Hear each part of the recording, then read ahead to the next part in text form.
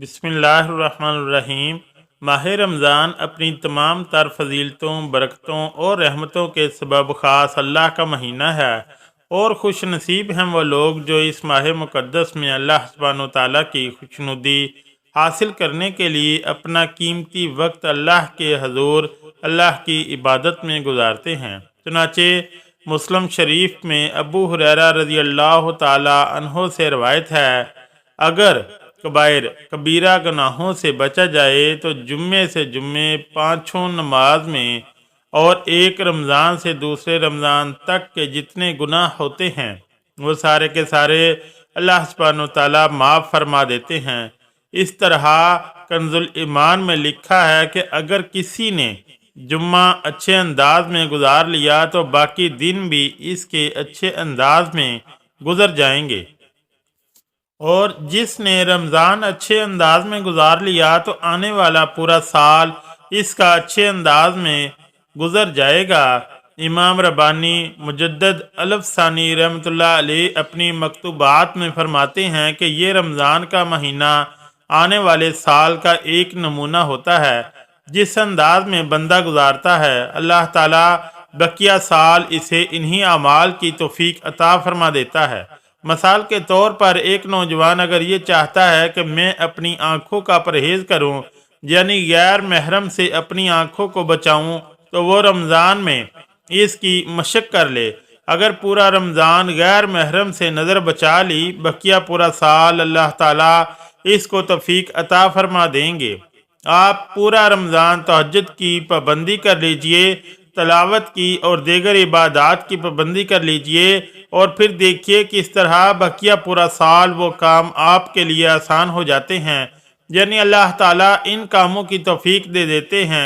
यही वजह है कि हमारा इस्लाफ और अकाबिर रमज़ान मुबारक के महीने को बड़े ही एहतमाम के साथ गुजारते हैं। बुखारी शरीफ की रवायत है कि एक सहाबिया हज पे जाना चाहती थी, खावन ने ना कर दी। इसने अपने खावन से पूछा कि क्यों ना जाऊं, तो कहने लगे कि सवारी नहीं है।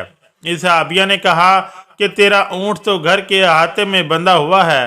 खावन कहने लगा कि इस ऊँट के मुतल्लिक मैं पहले से ही सदका की नीयत कर चुका हूँ, लिहाजा अब वो मेरा नहीं, वो अल्लाह की इमानत है, लिहाजा अब मैं तुम्हें इस पर नहीं ले जा सकता। वो साबिया खामोश हो गईं और नबी करीम सल्लल्लाहु अलैहि वसल्लम के हजूर हाजिर हो गईं और कहने लगी कि ए अल्लाह के नबी, मेरा बड़ा ही जी करता था कि मैं अल्लाह के हजूर हाजिर हो जाऊं, मगर मेरे खावर ने कहा कि सवारी नहीं, और इसने अपना ऊँट अल्लाह की राह में सदका कर दिया है, इसलिए अब इस पर नहीं ले जा सकता।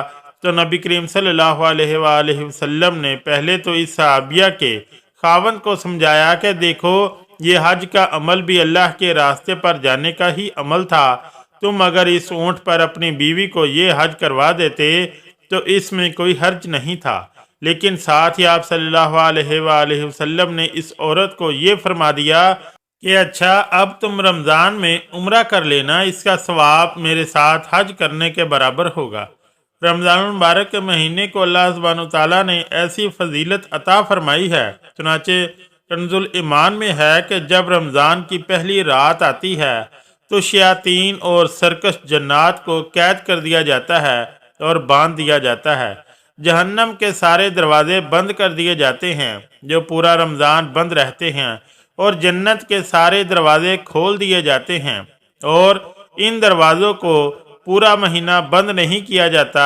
और एक निदा देने वाला फरिश्ता हर रात ये निदा देता है, ए नेकी के मतलाशी आगे बढ़, ए बुराई की तलाश करने वाले थम जा, रुक जा।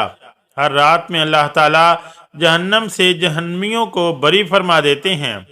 मोहतरम नाज़रीन, अब यहाँ ये सवाल भी जहन में आता है कि जब शयातीन को बांध दिया जाता है तो फिर बुराई क्यों कर हो सकती है?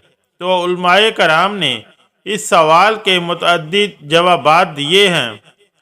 हकीकत के करीब तरीन ये है कि जब किसी इंसान का नफ्स सारा साल शैतानी ख्वाहिशात और लज्जतों में जकड़ा रहता है तो इसमें इस कदर खबासतें पैदा हो चुकी होती हैं कि बेशक शयातीन कैद में होते हैं تو ایسے انسان سے برائی سرزد کروانے کے لیے اس کے نفس کی خباثت ہی کافی ہوتی ہے، لہذا وہ انسان کو گناہوں پر اکسائے رکھتا ہے، یا پر برے دوست بھی ہو سکتے ہیں، یار بد۔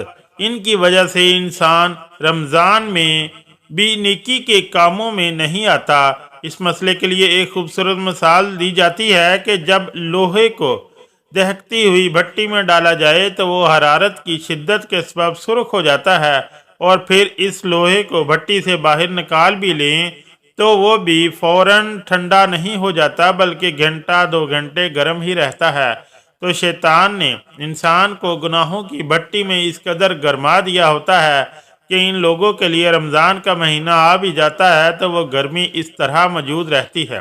نبی کریم صلی اللہ علیہ وآلہ وسلم نے فرمایا، جس بندے کو رمضان المبارک کے اندر موت آ گئی تو اللہ تعالیٰ اس کو جنت کے اندر داخل فرما دیتے ہیں۔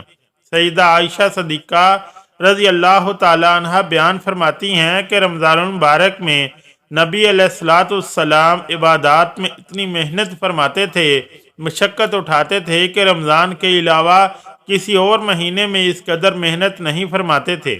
ایک اور روایت میں سیدہ عائشہ صدیقہ رضی اللہ تعالی عنہ فرماتی ہیں کہ جب رمضان کا مہینہ آتا تھا تو نبی صلی اللہ علیہ وآلہ وسلم اپنی تہبند کو کس کے باندھ لیتے تھے، پھر پورا مہینہ گزرنے تک اپنے بستر پر واپس نہیں آیا کرتے تھے۔ اللہ اکبر۔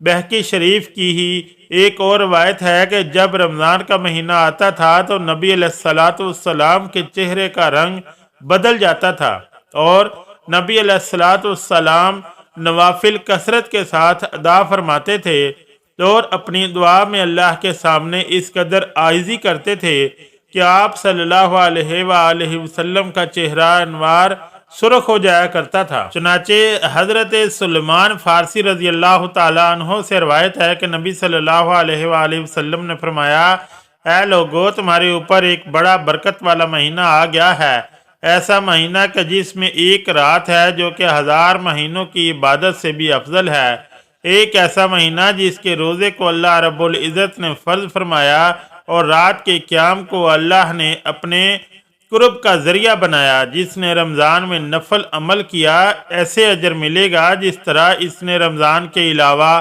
فرض عمل کیا تھا، اور جس نے ایک فرض پر عمل کیا اس کو غیر رمضان کے 70 فرض کے برابر اجر عطا کیا جائے گا۔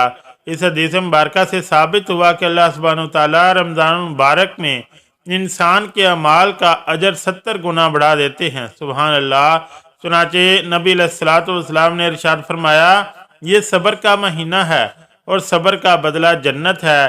اس مہینے کے پہلے 10 دن رحمت، درمیان کے 10 دن مغفرت کے اور آخری 10 دن آگ سے آزادی کے ہیں۔ محترم ناظرین، امام ربانی مجدد الف ثانی رحمۃ اللہ علیہ اپنے مکتوبات میں فرماتے ہیں کہ کاش پورے سال کی برکتوں کو رمضان المبارک کی برکتوں کے ساتھ وہ نسبت ہوتی جو ایک دریا کو سمندر کے ساتھ ہوتی ہے، مگر وہ بھی نہیں ہے، یعنی اس مہینے کی برکتیں دریا کے مقابلے میں سمندر سے بھی کئی گنا زیادہ ہیں۔ چنانچہ نبی علیہ السلام نے ارشاد فرمایا، اس مہینے میں 4 اعمال زیادہ کرو، جن میں سے 2 عمل تو ایسے ہیں کہ جن سے تم اپنے رب کو راضی کرو، جبکہ 2 عمل ایسے ہیں کہ ان کے سوا کوئی ہی چارہ نہیں۔ لہذا وہ 2 باتیں کہ جن کے ذریعے تم اپنے رب کو راضی کرو، اللہ کی وحدانیت کا اقرار زیادہ کرنا اور توبہ استغفار زیادہ کرنا، جبکہ دوسری 2 چیزیں یہ ہیں کہ اللہ تعالیٰ سے جنت مانگیں اور جہنم سے پناہ مانگیں۔ محترم ناظرین، نبی صلی اللہ علیہ وآلہ وسلم کی حدیث مبارکہ سے یہ 4 اعمال ثابت ہیں کہ جن کی رمضان المبارک کی بابرکت مہینے میں کثرت کرنی چاہیے۔ نمبر 1، زیادہ سے زیادہ کلمہ پڑھیں، لا الہ الا اللہ، چند 100 مرتبہ روزانہ ضرور پڑھیں، جبکہ ایسے مسلمان بھی موجود ہیں جو رمضان کے دنوں میں روزانہ 10-10 ہزار مرتبہ کلمہ شریف پڑھ لیتے ہیں۔ نمبر 2، استغفار کی کثرت کی جائے، یعنی استغفر اللہ کی کثرت کی جائے۔ نمبر 3، اللہ سبحانہ وتعالیٰ سے جنت کے طلبگار ہوں، اور نمبر 4، جہنم سے آزادی کے لیے خوب دعائیں کی جائیں۔ آخری 2 کام ایسے ہیں کہ جن کے بغیر ہمارا گزارا ہی نہیں۔ نہ صرف رمضان المبارک میں بلکہ تمام ایام میں ان دو باتوں کی دعا کثرت سے کرنی چاہیے۔ اللہ سبحانہ وتعالیٰ سے دعا التجا ہے کہ ہمیں رمضان المبارک کا صحیح طریقے سے ادب و احترام کرنے، عبادات کی کثرت کرنے اور خوب نیکیاں حاصل کرنے کی طاقت اور توفیق مرحمت فرمائے، آمین یا رب العالمین۔ اگر ویڈیو اچھی لگی تو چینل کو لائک اور سبسکرائب ضرور کریں۔ شکریہ، اللہ حافظ۔